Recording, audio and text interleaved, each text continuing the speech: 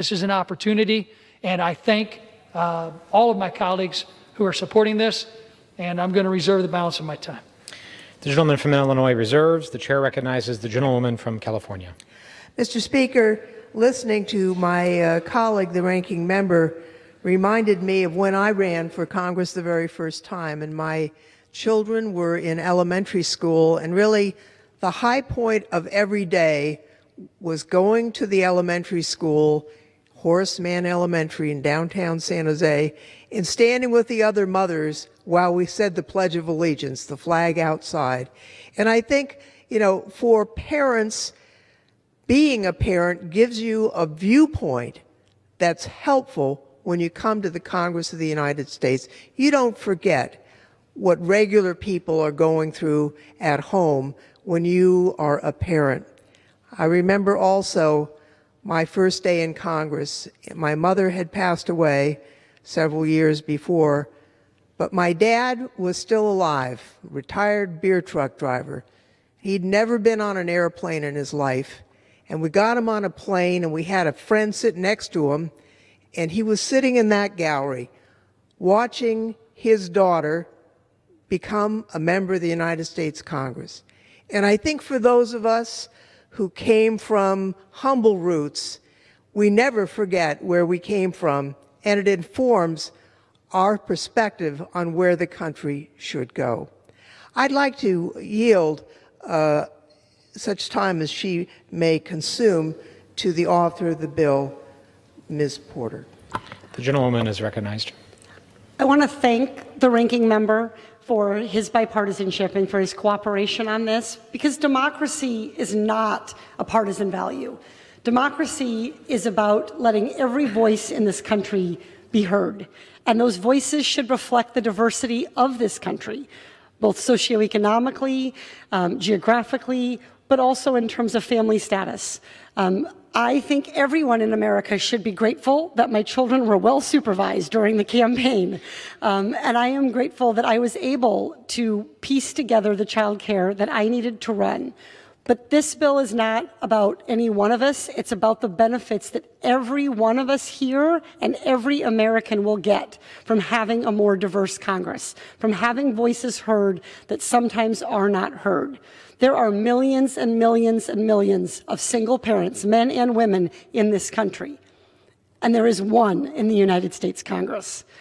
Whether that'll change next year or in 10 years, I don't know. But I want every American who wants to serve in this body, who wants to come together to work for the good of the American people, to have the opportunity to make that happen, and not to have to choose between being a parent and being a good parent and caring about your kids and being a good American and being a good Congress member. Yes. I mean, your legislation doesn't tell candidates they have to spend money on this, right?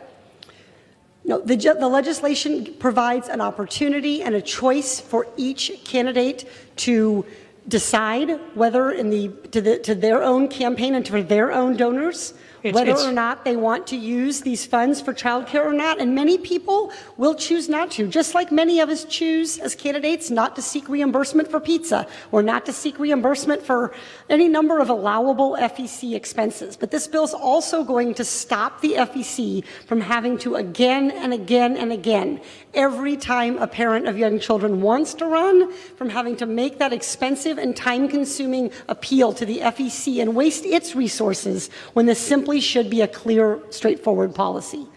Reclaiming of my time, I think the gentlelady has made a very good point that this is discretionary in the part of the candidate, but it's a point that we also need to make. This has nothing to do with taxpayers' funds. This is no money from the government, no money from the taxpayers. This is a candidate, what a candidate has raised and how they spend their campaign funds. I know that there had been some confusion among some earlier in the day that was unfortunate and has now been corrected.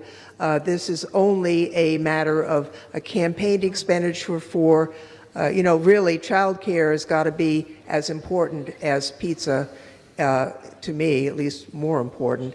But that's up for a candidate to decide. And with that, I would reserve the balance of my time. The gentlewoman from California reserves. The chair recognizes the gentleman from Illinois. Mr. Speaker, can I inquire how much time we have remaining on debate?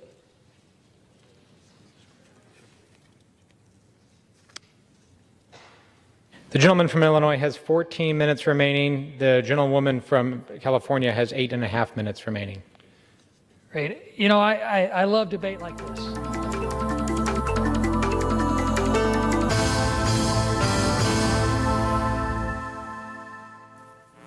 Welcome back, everyone. We're continuing our coverage of the Armenian Genocide resolution being debated in Congress. If you're just joining us, the debate happened about an hour or so ago, where members of Congress got up and expressed their support for the passage of the Genocide resolution. We are awaiting a vote, hopefully shortly in the next hour.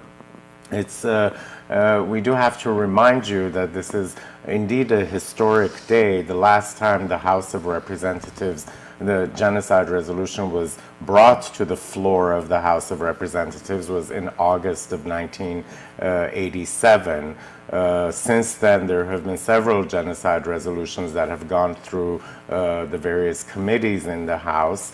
One being in 2007, the other being in 2010, but another one in 2000 when it became part of the centerpiece for a congressional race being fought in Glendale, California, between the incumbent Jim Rogan and Adam Schiff, who, of course, won the race and continues to serve in Congress. He is the lead author of today's resolution, and he is the one who presented it to the floor. We will be joining Adam Schiff will be joining us later in our program from Washington to talk about it after the vote. A little bit of kind of perspective here. We're talking about 1987. Armenia was not independent. Artsakh certainly wasn't victorious and independent back then. They were all part of the Soviet Union. So all of these critical issues that have happened in our recent history had not happened if the Genocide resolution was on the floor. Of course, it didn't pass. The motion to bring it up to the House floor did not pass, and that's why it makes this today a critically important day, not just for all of us who've been engaged in this process for longer than I care to admit, but for the entire Armenian nation. I think this could be a teachable moment for our brothers and sisters in Armenia who are starting a kind of a new page in democracy and how legislation works, and if they follow the process, it will be something that they can certainly gain from. Joining us in this discussion is Gev Iskajan, who's a member of the Armenian National Committee of America Western Region Board, and I would not be letting out a secret if I told our viewers that you weren't born in 1987. So I want to get a perspective from the young generation about what you're looking at and how you're I think this bill has always been to all Armenians everywhere, but especially for a lot of diasporans that are directly affected, whether it's through family history or any various sorts of reasons that tie us back to the genocide. So for us, this isn't just something that's political, but it's completely personal to family history for so many. And I think that this opportunity as someone that's young is really interesting to see. As you mentioned, in 1987, we didn't have an independent Artsakh, but today people like Frank Pallone got up and spoke about Artsakh on the floor, mentioned its name, the right to its independence. And I think that also shows us the gradual formation and transformation of the Armenian cause to all of the factors that are relevant to Armenian national security, identity, all of those issues. And to see all of that come together and coalesce is something that we should really be proud of in this moment and try to take in and enjoy. I'm being told that we're about to be joined by the Executive Director of the Armenian National Committee of America in Washington, Aram Hamparian. Are you on, Aram? Sure. Can you guys see me? Yes, we do. Welcome to our program. Aram, we have been mentioning that this is the gentleman from California seek recognition. Mr. Speaker, I move that the House suspend the rules. Okay, we're having a little bit of an audio problem, which I think we fixed now. Perils of live television, certainly. Aram, are you there? Sure, I'm Okay. I want to get your perspective of what's going on in Washington, D.C. It is truly a historic day for all of us. Can you tell us what's been happening at the ANCA office on Capitol Hill? What is our ANCA volunteer corps doing? Well, we've had a great team of volunteers in Washington from all over the country. Strong delegation from California, but also Colorado, Nevada, Western states. That all members a great team here in Washington for the last basically 72 hours. And we have been all over Capitol Hill.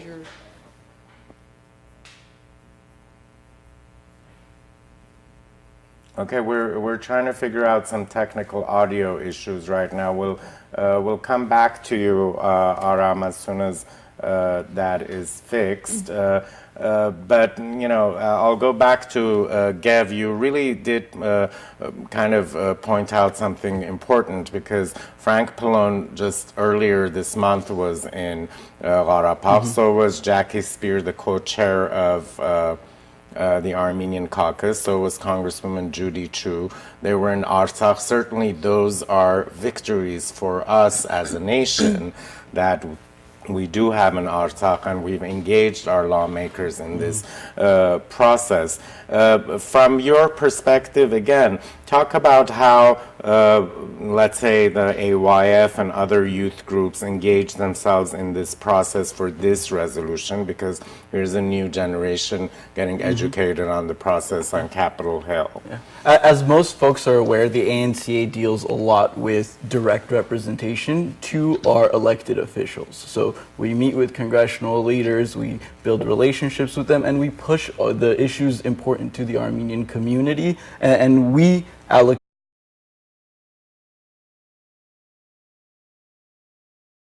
much more to get a bill passed. So what we need is people on the ground, and the AYF and the litany of organizations that have come out in support of this have been absolutely crucial in blowing up congressional phone lines, in sending letters and calls, emails.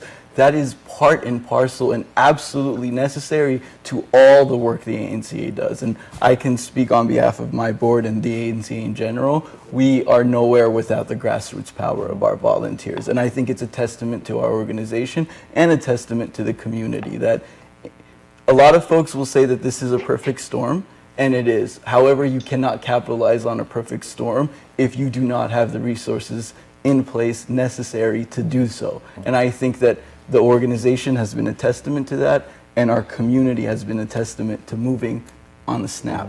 And another thing that we didn't have in 1987 was the internet and social media, and it was kind of heartening to see students from various schools doing social media campaigning. I guess we're going to go back to Aram Hamparian.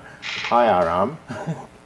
Hello. Can you please once again tell our audience what's been going on today? I'm sure it's been very exciting, because this is a first in a generation that we're getting this vote on the House floor. What's been happening in D.C.? Okay, so today we basically saw two votes take place on the House floor. Two very different votes, but both of them essential to the success of our effort. The first was a vote of the full House on the rule that governs how the Armenian Genocide Resolution is debated. And that resolution, that rule, was a very contentious, very partisan vote. One of the members of the minority Michael Burgess from Texas, attacked the bill, said it was, essentially a waste of time. It was the wrong bill at the wrong time, and then went off on a kind of a diatribe, just attacking it on the basis of other politics that had nothing to do with the resolution itself. So Michael Burgess attacked the rule, and then on a basically party line vote, the House approved the resolution to allow the vote, the rule, totally party line. Now, we would have expected that members would have supported that rule, even if they have a partisan loyalty, that this would rise above the level of politics, but sadly it didn't. But that's just the rule, and the rule passed, and we thank Speaker Pelosi and Majority Leader Hoyer and all the Democrats who voted to allow the vote to take place. Then they had an extensive debate on the resolution itself, and that was a very different debate because every single member who spoke in favor of HRS 296. The majority position was managed by the chairman of the Foreign Affairs Committee, Eliot Engel. He spoke well, invited up, I think, about a dozen Democrats to defend the measure. And on the minority side, it was Chris Smith, who did most of the talking, but also invited his colleagues up to on the Republican side to support the bill. So the debate on the actual bill was very supportive. And this is very often the case on Armenian issues, which is that if we have the opportunity for a vote, we'll carry the day. That the voices and the votes will be there for the Armenian issue. I think that's true also on Artsakh. But on the genocide issue, once we got through all the traps, once we moved through the entire process, and members could speak up and stand up and be counted on the Armenian genocide issue, we saw that every single member who spoke in favor of the resolution. That's great. And so we're now at the process where debate is done. They're going to debate a couple of other issues, and then they'll do a bunch of back-to-back votes, and HRS 296 will be one of them. So keep an eye on the screen. Stay tuned with Anna and Gev, and when you see HRS 296 on the screen, you'll know that they're voting on the Armenian Genocide Resolution. And after that vote is done, stay tuned to check out the roll call vote so you can see exactly how your U.S. representative voted on this issue. This is real democracy, real accountability. We're going to be able to see who voted yes, and certainly keep track of who voted no. Aram, you mentioned something important in the past where there have been discussions on the resolution, whether it's on Foreign Affairs Committee or other committees, or even the 1987 discussion of the rules. There was always this very somewhat odd yet passionate opposition by certain members of Congress, and today we didn't see that. And so are you saying that opposition, that so-called pro-Turkey, Turkey is our ally, we can't do this to them, is now gone from Congress, or those people just chose not to speak out today? It's a great question, Anna. Let me say this. Erdogan turned his back on the U.S. and NATO a long, long time. It took an equally long time for members of Congress to kind of wake up to that fact and to realize that if, the argument used to be that Turkey's a reliable ally, well, Turkey's not reliable and Turkey's not an ally, and the bank, the wellspring, the goodwill that Turkey once tapped into in Congress, different aspects of sort of the congressional landscape, those things they're all dry. There's nothing left. There are a couple of hardcore holdovers. Congresswoman Eddie Bernice Johnson's staff indicated they would vote against the resolution today. Let's see how she ends up voting. Congressman Alcee Hastings of Florida just wrote a constituent letter in which he downgraded the Armenian genocide to essentially an allegation. So there's a few holdovers, maybe Steve Cohen, but it's going to be interesting to see how people vote. As I mentioned, Turkey turned its back on America a long time ago, and now votes like this help wake up people to that fact. And when I guess they turn to their talking points and try to make a defense of Turkey, they realize there's not much to say. Okay. I'm not going to speculate as to what's going to happen, but if, let's say, it does pass today, it would be historic, but what's next? SRES 150. So just as you've heard the number 296 for several weeks now, start thinking about 150. That's the exact same resolution in the U.S. Senate introduced by two of our great friends, Senator Bob Menendez of New Jersey and Senator Ted Cruz of Texas. Those two legislators don't agree on a lot, but they agree on the recognition of the Armenian genocide. The same was true in the House. You had Adam Schiff, the great champion of the Genocide Resolution, the primary author of the resolution. He's also the chairman of the Intelligence Committee. The ranking member on the Intelligence Committee, Devin Nunes, again, the two legislators don't see eye to eye on a lot of things, but they see eye to eye on the recognition of the Armenian genocide. That's one of the great strengths we have, is that our issue is, we've never allowed our issue to become a partisan issue, and we've always dealt with it at the level of at the moral plane, not at the political plane. In fact, Devin Nunes today, who represents some of our constituents in Fresno and the Central Valley, sent out a statement not only urging Congress to adopt this resolution, but also urging President Trump to do the right thing. Are we going there, Aram, you think? The White House will budge? I think so. Well, actually, I'm going to offer a couple thoughts. Chairman Smith was asked yesterday, Ranking Member Smith, Chris Smith, was asked during the Rules Committee hearing yesterday, well, what's next? What can we expect next? And he made a point, which is that, well, the adoption by the House will certainly put the burden on the Senate and the President. And he's right. We do think the Senate is in a position to act. If it had a vote, that vote would win on the Senate side.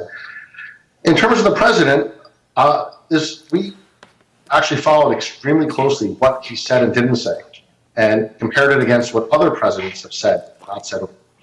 So the Wall Street Journal wrote an article a couple days ago. They asked the State Department for a comment, and it was very hard to get a comment, but they got the comment. The comment was, we typically don't comment on these types of resolutions. Nothing could be further from the truth. The State Department always comments on these types of resolutions, especially when they're close to passage. And we looked it up. People give President Ronald Reagan credit for his 1981 recognition, but soon after that 1981 recognition, he opposed resolutions in Congress for the rest of his time. So did President Bush the Senior, so did Bill Clinton, so did Bush Jr., so did Obama. Every U.S. president since the 1980s has attacked and blocked, essentially, resolutions in the U.S. Congress dealing with the Armenian genocide.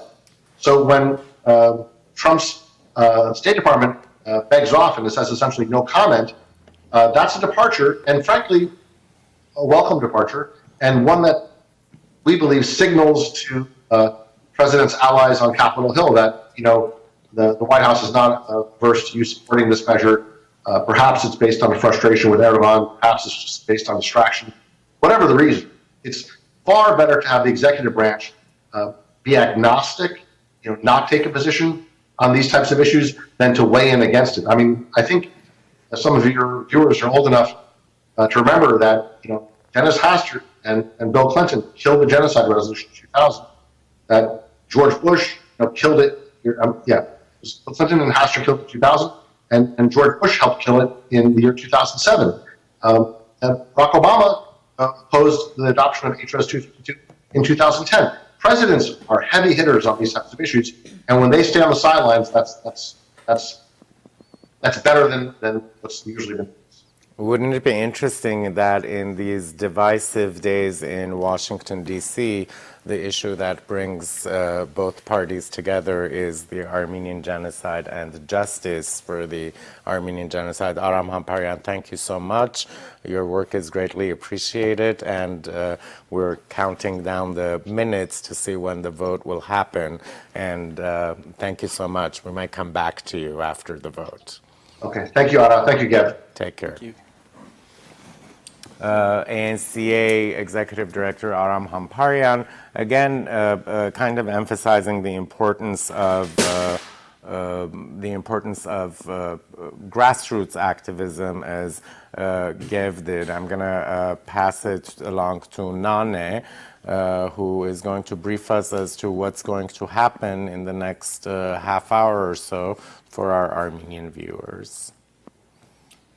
Մենք Համայն հայությունը կարծում եմ այս պահին ուշադրության կենտրոնում ունի Միացյալ Նահանգների ներկայացուցիչների տան քննարկումը, որտեղ պատմական քվեարկություն է սպասվում Հայոց ցեղասպանության բանաձևի ընդունում եւ Անկարան ինչպես միշտ այս անգամ էլ փորձել է կոչ արել կոնգրեսին զերծ մնալ այս բանաձևի ընդունումից եւ հարցը թողել պատմաբաններին, այդուհանդերձ մենք այսօր ականատես եղանք թե ինչպես ներկայացուցիչների տանը, եթե դեմոկրատ հանրապետական ներկայացուցիչների տան անդամները հավասարապես հանդես եկան այս բանաձևի ընդունման կարծես թե օգտին եւ մենք սպասում ենք, որ քվեարկությունը կլինի դրական, այսինքն կընդունվի Հայոց ցեղասպանության մասին բանաձև 32 տարի անց։ Եվ այս պահին մենք հետևում ենք Հորիզոն հեռուստաընկերության տաղավարից քննարկմանը եւ սպասում ենք քվեարկությանը, ինչպես նշեցի, Հայդատի հանձնախմբի Արևմտյան շրջանի գործադիր տնօրեն Արմեն Սահակյանի հետ, ինչպես նաեւ մյուս գործընկերների եւ հարցս ուղղեմ Արմենին։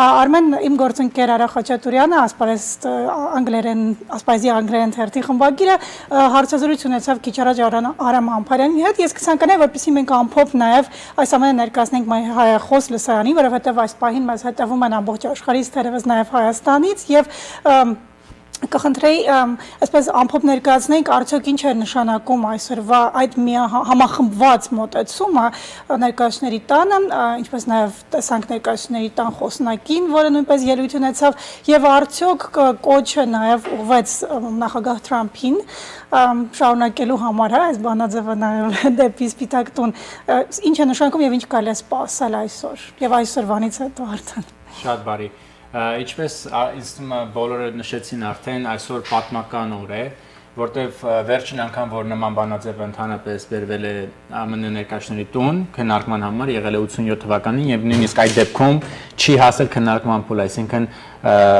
առավոտյան այդ քննարկում քվեարկությունը, որ այսօր նույնպես տեղի ունեցավ, այդտեղ արդեն բանաձևը ընդհանրվեց։ Այսինքն կարելի ասել ընդհանրապես նման ուրեմն իրողության ականատեսը չենք եղել, որտեղ անցյալում այն բանաձևերը, որոնք որ անցել են, եղել են անգլերենով ասած joint resolutions, այսինքն միասնական կցված resolution բանաձևեր են եղել, այսինքն պետք է անցնեն եւ թե ներկայացուցիչների պալատում եւ թե սենատում։ Եվ քանի որ սենատում չեն անցել այդ տարիներին 70-ական եւ 80-ական թվականներին, կարելի է հաշվել, որ ընդհանրապես այդ բանաձևերը որևէ ուժ չունեն։ Այս բանաձևը ինքնին նույնպես իրավական այսինքն պարտադիր ուժ չունի, սակայն շատ մեծ խորհուրդ ունի իր մեջ կարելի ասել, որովհետև հաշվի առնելով Թուրքիայի կողմից վարվող վերջին տարիների քաղաքականությունը կարելի է այն բնութագրել որպես հակաամերիկյան եւ ընդհանրապես հակաարևմտյան քաղաքականություն, կարծում եմ վերջապես ԱՄՆ քաղաքական վերնախավը, այսպես ասած, արտնացել է այդ իրողությանը եւ առաջի անգամ է գոնե 80-ականներից 90-ականներից, որ նախագահան եւ ԱՄՆ նախագահը եւ իր վարչակազմը չեն ներգրավում ուրեմն քարոզչությանը փորձելու հետ պահելու ցեղասպանության ընդունման այս բանաձևը։ Դա ինքնին արդեն խոսուն հանգամանք է, որովհետեւ եթե Թրամփի վարչակազմը ներգրավեր ուրեմն աշխատանքներին փորձելու կասեցնելու այս բանաձևը, միգուցե եւ մենք չհասնենք այս փուլին, որովհետեւ նախագահները ընդհանրապես շատ մեծ ուժ ունեն եւ որպես նաեւ իրենց ուրեմն կուսակցության նախագահ, այսպես իրենց նախագահության ժամանակ շատ իրենց կուսակիցներ նաեւ կոնգրեսում սովորաբար նախընտրում են քայլելու կուսակցության դրած ճանապարհով եւ ոչ թե իրենց անձնական նախապաշարումներով։ Եվ այս դեպքում նաև կցանկանայի անդրադառնալ բանաձևի հեղինակներին եւ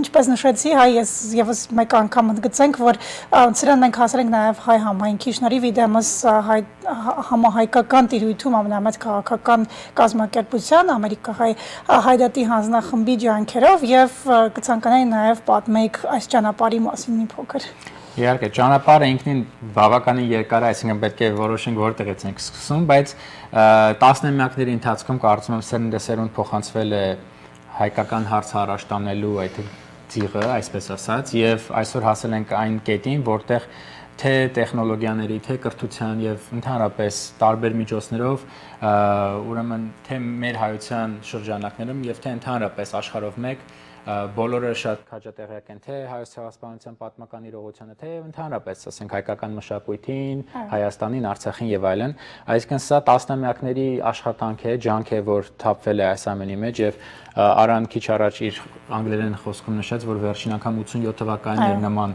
ուրեմն իրողություն է եղել եւ այդ ժամանակ նույնիսկ ես ծնված չեմ եղել։ Այսինքն կարելի ասել մեկ սերունդ է անցել այս երկու քվեարկությունների միջև եւ շատ հսկայածավալ աշխատանք է տարվել տարբեր մակարդակներով, տարբեր անհատների, կազմակերպությունների, ինչու՞ չէ նաեւ Հայդատի գրասենյակի որպես առաջամարտիկը, հա, դրոշակակիրը այս հարցի եւ շատ ուրախալի է ինձ համար տեսնելու այս ամեն ինչը որպես համայնքի երիտասարդ ներկայացուցիչ նույնիսկ չեմ կարող պատկերացնել թե ինչ խնդիրների միջով է անցել, ասենք ավելի մեծ սերունդի, ավագ սերունդի ներկայացուցիչներ, այսինքն տեսնելով այդ 80-ական, 70-ականների հարցերը եւ դրանից հետո ընդհանրապես չունենալով որևէ քվեարկություն, բավականին մեծ խնդիր է եղել, այսինքն մենք գոնե այդքանով պետք է ուրախ լինենք, որ մեր սերունդը այդ ամեն ինչի մեջով պետք չի որ անցնի, այսինքն մենք արդեն կարող ենք հարցը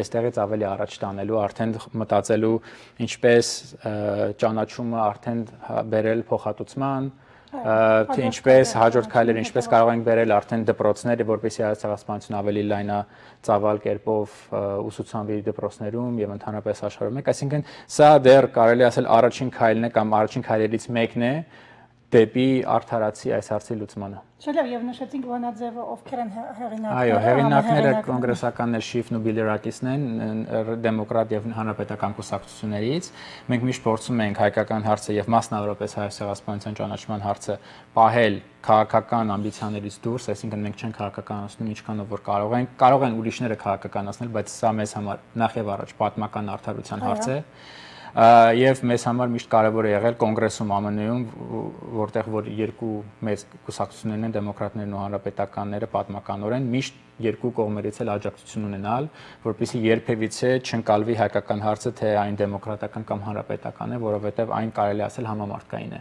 Շատ լավ, եւս մեկ հարց այս պահին, հա, ընթանում են նաեւ մեկ այլ քննարկում Միացյալ Նահանգների կողմից Թուրքիայի դեմ պատժամիջոցների կիրառելու մասին բանաձևը, այն չեք կարծում ինչ, այսինքն ընթացքը թերևս մեր հերոսատողները հետևում են, ինչ հանգուցալուծում կստանան եւ արդյոք նախագահ Թրամփը կարձագանքին որևէ կերպ այս բանաձևերի ընդունումից հետո։ Ցեղասպանության բանաձևին չեմ կարող ասել, ինչպես կարձագանքի, դեռևս որևէ արձագանք չենք ստացել այս կամ այն կողմ, այսինքն ավելի նեյտրալ դիրքերից է հանդես գալի այսօր Թրամփը եւ իր վարչակազմը։ Ինչ վերաբերվում է սանկցիաներին Թուրքիայի հանդեպ կիրառվելիք, պետք է տեսնենք, ինչպես տեսնում ենք լուրերով եւ ընդհանրապես Թրամփն ու Էրդողանը որոշակի բարիդրացիական հարաբերություններ ունեն, թե դա ինչքանով կազդի վերջնական արդյունքի վրա դժվարում եմ ասել, բայց սահմանադրությունը ԱՄՆ-ի հնարավորություն է տալիս, եթե նույնիսկ նախագահը վետոյի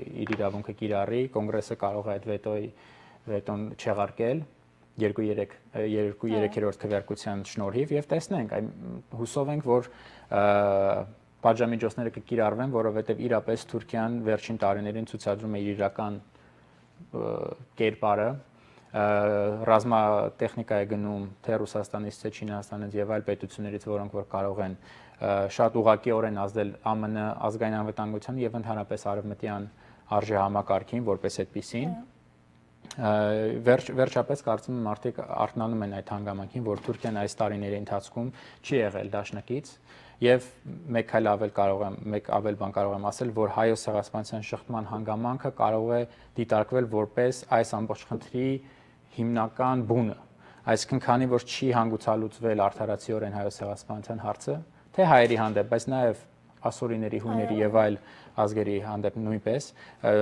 Թուրքիայի ներքաղաքական այս մթնոլորտը իր արտացոլումը ունի արդեն աշխարհաքաղաքական եւ միջազգային հարաբերություններում արդեն 1 դարից ավել, այսինքն եթե մարդիկ ասում են 1 դարվա խնդիրը ինչու ենք այսօր քննարկում, իրականության մեջ ցեղասպանությունը մինչ օրը շարունակվում է նախ եւ առաջ, որովհետեւ ժխտվում է ցեղասպանության իրողությունը, որը վերջին փուլն է, այո, ժխտում է վերջին փուլն է 1 ցեղասպանության եւ առաջի փուլը հաջորդի, եւ երկրորդիվ այսօր ականատեսն ենք լինում, թե Թուրքիան այդ իր ագրեսիվ ցեղասպան քաղաքականությունը վարում է մինչ օրս արդեն այս վերջին մի ամսվա մեջ տեսանք թե ինչ է լինում Հյուսիսային Սիրիայում այդ տարածքում։ Այսինքն սա ինչքանով որ պատմական հարց է, այդքանով եւս այսօրվա իրականության աշխարհական ռեալ պոլիտիկի հարց է, որը ուղղակիորեն նաև անդրադարձն է իր ունենում Հայաստանի, Արցախի, Կիպրոսի, Հունաստանի եւ այլ պետությունների ազգային անվտանգության վրա։ Շատ լավ, կցանկանայի եւս մեկ անգամ անդրադառնալ Հայդատի հանձնախմբի գործունեությանը, մինչև այս քննարկումը սկսվել է, դուք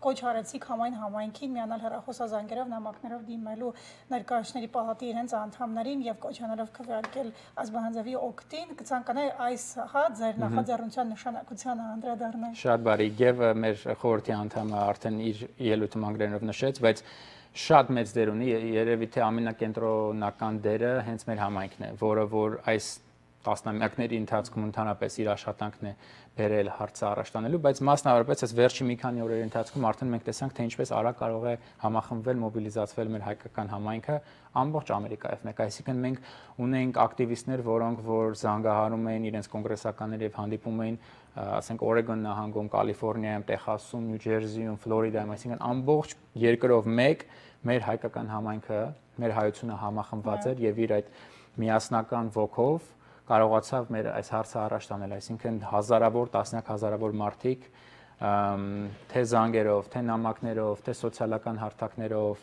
թե իրենց ընկերների միջոցով եւ այլն այս հարցը բերել հասցրել են արդեն ներկայացուցիչների տան քվեարկությանը եւ արդեն հույսով եմ մոտ 1-2 ժամվա ընթացքում արդեն մենք կլսենք ուրախալի լուրը, բայց այս ամբողջ աշխատանքի արժանիքը մեր համայնքինն է, մեր հայությանն է, որովհետեւ առանց մեր անհատ ուրեմն ակտիվիստների մենք ընդհանրապես կիլոմետրերով հեռու կլինեինք այսօրվանից։ Շատ լավ, շնորհակալություն եւ կարծեմ արա տեղեկություններ կան, որքան կշարունակվի այս քննարկումը եւ երբ է արդեն բանաձևի քվեարկությունը։ I've been chatting with Washington. We're waiting for a current debate on the House floor to conclude, and then they're going to, as Aram explained, go to a vote process on several matters, one of which is the Armenian Genocide Resolution. But Gev, if you can talk about the resolution itself has evolved with different nuances throughout the years. If you could talk about this particular piece of legislation and the language specifically. Earlier today, Armen mentioned it, but if you can expand on that a little bit. I think the best way to go about this is to explain the history of the previous bills that have been put to the floor, specifically two bills that were joint House resolutions, one in 1975 and one was put on the floor, I believe, in 1984, close to that time frame. And a lot of Armenians will say, well, the U.S. has already voted in favor of this genocide. And I think that's a really important notion to differentiate between. While we did pass those two resolutions, they were joint resolutions. So they depended on the Senate passing it as well. So that though they went through Congress, they were never fully passed by the Senate and in effect never became official doctrine or law. What this bill does specifically as a standalone bill, which means that it only needs to pass in Congress to have the full effect of the resolution, is that it puts into U.S. doctrine that genocide denial is not acceptable. It becomes U.S. policy. And I think that's a really, really important differentiation point for us to know. And when it comes to the next steps, what does that mean for the Armenian community and the cause? This is not when we pack up and though we can celebrate, we don't pack up and we go home. This is when we put the foot to the throttle even stronger now and continue looking towards divestment, continue to forcing sanctions put on Turkey, both for their human rights abuses and their continued denial of the Armenian genocide. To us, to the ANCA, to the grassroots activists that have been working on this, today is not a final celebration point. Today is where we begin and we start the next chapter of Haitad. And certainly, these are just big leaps. But as you said, we can pause for a minute to appreciate it. But there's a long road ahead. You, for example, personally have been involved in the whole divestment process here in California when it started on the UC campuses, and now we've seen that Governor Newsom signed the bill. Again, what are we trying to do with that process? So I think our responsibility here at the ANC is to educate the populace on these really complicated issues of politics and governance.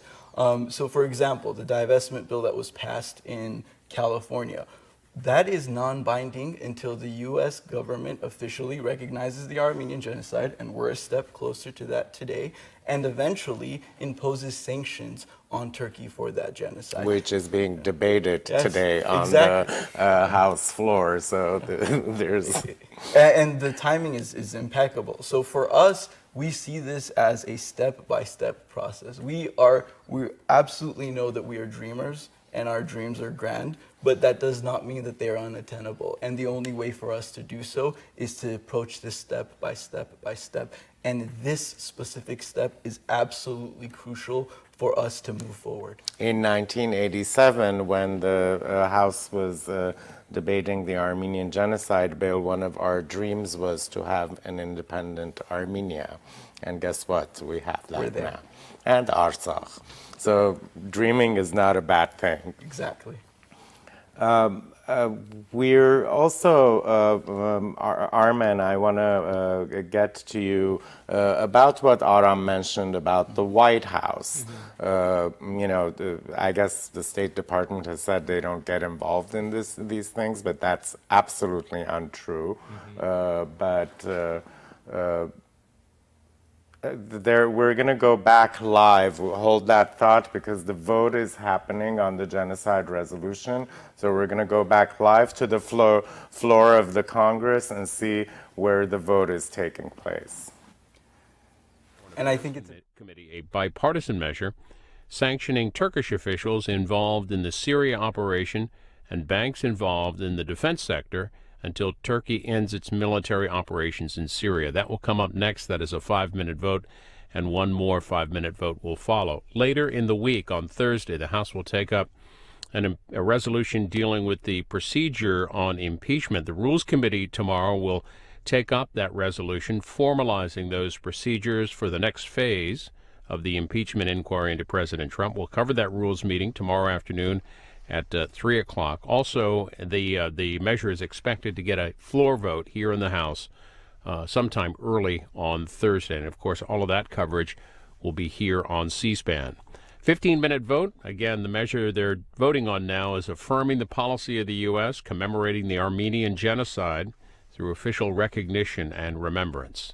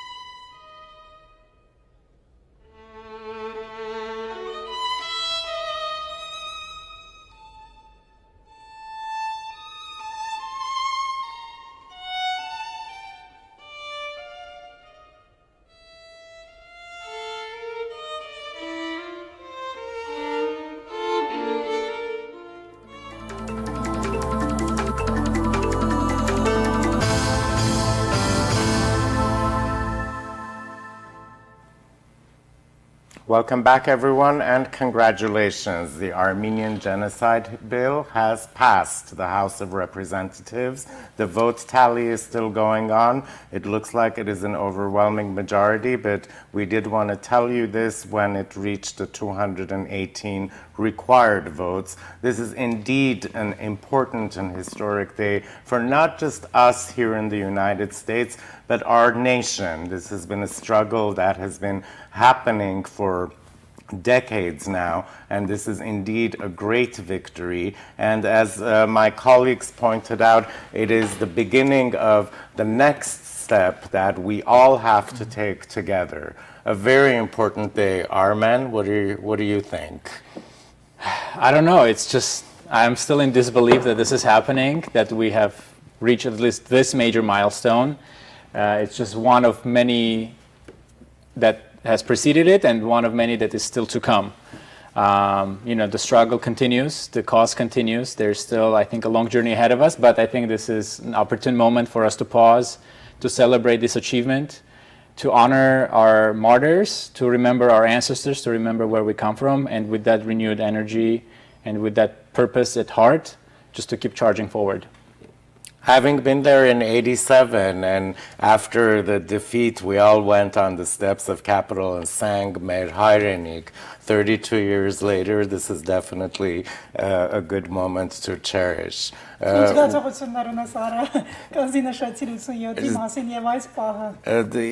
Լուրջ հուզիչ պահա, բայց նաև կարևոր երևույթ է, որ այս հանգրվանը անցնելուց հետո բոլորս պիտի նորից աշխատանքի լծվենք, որ այս հարցը մյուս իր հունին հասնի, վերջնական հունին հասնի. And I'm going to go back to our young generation. What do you feel? I think personally, as an Armenian American, it's a proud moment to be both today. To have the nation that we are a part of recognize the history of our ancestors and everything that they've been through, and to have the courage and gall to stand up to a country like Turkey. Turkey can no longer hide behind U.S. policy to cover up their lies and to fabricate it. This is an absolutely crucial step in our march towards reparations, and that is the next march that we will be taking. And everybody needs to recommit themselves to this cause, because this is a new weapon in our arsenal that we will absolutely utilize until we get to those goals, until we get to those dreams that we have all been talking about. Armen, the high number of votes, backstage we were talking about what the difference is going to be. This is a huge, sweeping vote count. What do you attribute to that to? I think I primarily attributed it to just people raising awareness, people talking about it, be that in the media, be that on social media, be that in college. I mean, I cannot tell you how many members of Congress I've met, both in the district and their staff, and non-members of Congress, just regular Americans, who have told me one story or another. The iteration would go such as, I had an Armenian classmate in kindergarten, or in high school, or in college, a roommate, a housemate, a neighbor. I mean, I think we as Armenians are truly ambassadors of our nation. Everywhere we go, like within 5 minutes, we just keep dropping trivia on Armenia of all sorts, right? We were the first this, we were the premier in that. And I think it just speaks to the nature and the quality of our nation, how we are so proud of our heritage, of our culture, of who we are, where we come from, and more importantly, where we're going. And I will add to that, from our ANCA Western Region offices, we can't tell you all how many congressional staffers have reached out to us and said, what are you guys doing? Because our phone lines won't stop ringing. And I think that is an absolutely vital component to take away from this. The community power that was utilized and mobilized in the last few days and few hours, not to mention the decades of work that has been done, has absolutely been crucial. So if you're watching at home and you called and you emailed, I want you to know that you played an absolutely vital part in this. Եվ ես նույնպես կսանկանամ շնորհավորել համայնարարությանը, սա մեծ քայլ է պատմական ճշմարտության վերականգնման ճանապարհին եւ կցանկանայի եւս մեկ անգամ հիշեցնել, որ այսօր տեղի ունեցավ պատմական քվեարկություն Միացյալ Նահանգների ներկայացուցիչների տանը, երբ ձայների մեծամասնությամբ ընդունվեց 32 տարի անց Հայոց ցեղասպանության մասին բանաձև եւ հարցս ուղղեմ Արմեն Սահակյանին։ Արմեն, կցանկանայի եւս մեկ անգամ այս բանաձևի նշանակությունը ներկայացնել։ Այո, այս բանաձևը երկար տարիների, տասնամյակների քրտնաջան աշխատանքի արդյունք է։ Համայնքը, որպես այդպեսին հայկական համայնքը Ամերիկայում տասնյակ տարիներով աշխատանք է տարել եւ այսօր հիմա իմ ետևում երևի կտեսնեն մարդիկ հիմիկվա դրությամբ 388 կողմ 9 դեմ ձայների հարաբերակցությամբ է անցնում այս բանաձևը եւ մեզ առնվազն անհրաժեշտ է 218 եւ այս հանգամանքը կարծում եմ միանշանակորեն խոսում է մեր համայնքի ակտիվության մասին, որ ԱՄՆ-ով ամբողջ տարածքով մեկ մեր հայերը երբեք չեն դադարել հայ դատով ապրել, հայ դատով շնչել, խոսալ այս հարցի մասին, իրազեկել իրենց հարևաններին, գոլեգաներին աշխատանքի վայրում, թե համակուրսեցիներին համալսարանում, թե դպրոցում դա լինի, այսինքն մենք իբրև ազգ հանդիսանում ենք մեր ժողովրդի դեսպանները եւ ուր էլ որ գնում ենք բոլորս էլ այդպեսին ենք, ասենք, երբ որ օտար մեկին ենք հանդիպում, միշտ խոսում ենք Հայաստանի, Արցախի, հայության, մեր մշակույթի եւ այլ հայկական, հա, ասենք, ասենք ասեմ ատրիբուտների մասին եւ շատ կարեւոր է, որ մենք շարունակենք դա, որովհետեւ այդպիսով է, որ մարդիկ իմանում են մեր մասին, գիտեն, որ մենք կանք եւ դրանով է մեր ազգը ապրում, այսինքն մշակույթը եւ ազգը եւ եկեղեցին եւ հավատքը եւ ամեն ինչը դա հենց առաջնային ժողովուրդն է եւ եթե ժողովուրդը չի կրում այդ արժեքները իր մեջ կարելի է համարել որ այդ ժողովուրդը լուծվել գնացել է ինչ որ մեկ այլ ազգի եւ պատմական հիշողությունը իհարկե պատմական հիշողություն եւ կարծում եմ այո այսօր մենք պետք է միանշանակորեն ուրախանանք այս փաստով բայց միևնույն ժամանակ պետք է արդեն նայենք դեպի հաջորդ քայլերը թե ինչ պետք է անենք եւ այդպիսով կարևոր է որ մեր հայերը ամբողջ ԱՄՆ-ով մեկ լինեն ակտիվ թե իրենց տեղի հայ դատի գրասենյակների միջոցով թե անհատ կերպով ինչպես որ կարող են մենք պետք է շարունակենք այս դատը որովհետեւ սա դեռ հավաքական ձեռքբերում է եւ շարունակություն կա միանշանակ շարունակություն կա եւ սա դեռ քայլերից մեկն է այսինքն շատ քայլեր եղել են մինչ այս շատ քայլեր դեռ պիտի լինեն բայց սա շատ կարևոր հագնրվան էր, որին որ մենք հասանք տարիների քրտնաջան աշխատանքի արդյունքում եւ ցանկանում եմ նորից առիթը չկորցնելով շնորհակալություն հայտնել բոլոր այն մեր հայերին, մեր եւ ոչ հայերին, մեր բոլոր ընկերներին, բարեկամներին, ովքեր ժամանակ եւ ջանք չխնայեցին ուղարկելու նամակներ, զանգարելու իրենց ներկայացներին, կոնգրեսում որպեսզի իրազեկեն այս բանաձևի մասին եւ որպեսզի այդ ներկայացուցիչները քվեարկեն կողմ այս բանաձևին, որովհետեւ այլ կերպ չի կարող լինել։ ԱՄՆ-ն համարվում է ժողովրդավար պետությունների առաջատարը եւ այստեղ է որ ժողովրդավարությունը իր ամբողջ ուժով ապրում է, հա, այսինքն եթե ոչ այստեղ էլ ուր պետք է մենք օգտագործենք այն իրավունքները, որը վերապահված են սահմանադրությամբ այս երկրի քաղաքացիներին իրացնելու իրենց իրավունքները եւ հասնելու արդարացի լուծման տարատեսակ հարցերի։ Լավ, շնորհակալություն, հաջողություններ մեզ եւ կրկին շնորհավորում։ I also need to say that the difference in the votes sends a clear message, not just to Turkey, but to the rest of the world, that a cause for justice and preserving human rights is a righteous cause. And yes, there are setbacks often, but we always fall down and get up and just, push the dust off and run again. This is incredible. The vote count is not completely down, and it's still tracking. 404 yay votes out of 435. That is just an amazing achievement. And we do have to take this opportunity to thank the members of Congress who have essentially led with this, our allies in Congress, those who joined along the way. And this is truly not just a victory for us as Armenians, but in the pursuit of justice and human rights. And I'm sure people in Ankara are now doing what they usually do, which is they're going to come up with some weird announcement denouncing the United States. But so be it, because today I think everyone should take a moment and celebrate. The final count right now is 405 for, 11 against, and there were some no-shows. We certainly know 2 members of Congress have died in the past couple of weeks, so they would not show up.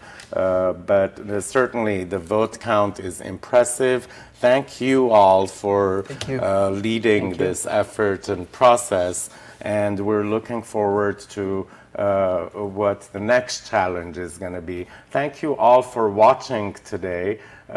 We were so proud to bring you this information. I have done live coverage of genocide resolutions in various committees, so this must be my 5th iteration, and I'm happy to have announced a victory for all of us. Thank you for joining us. Thank you for joining us. Thank you. And have a great day.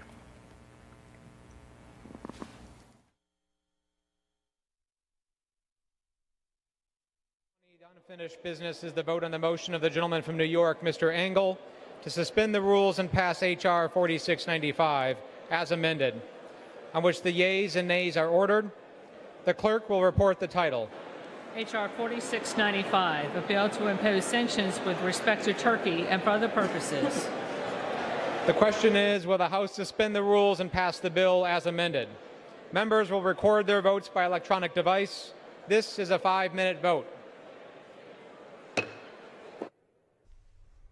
And the House, by a wide margin, passing a measure reaffirming the policy of the United States to commemorate the Armenian genocide through recognition and remembrance. They move on to 2 more votes, and this one is a bipartisan measure out of the Foreign Affairs Committee, which would sanction Turkish officials involved in the Syria operation and banks involved in the defense sector until Turkey ends its military operations in Syria. This is a 5-minute vote. One more 5-minute vote will follow.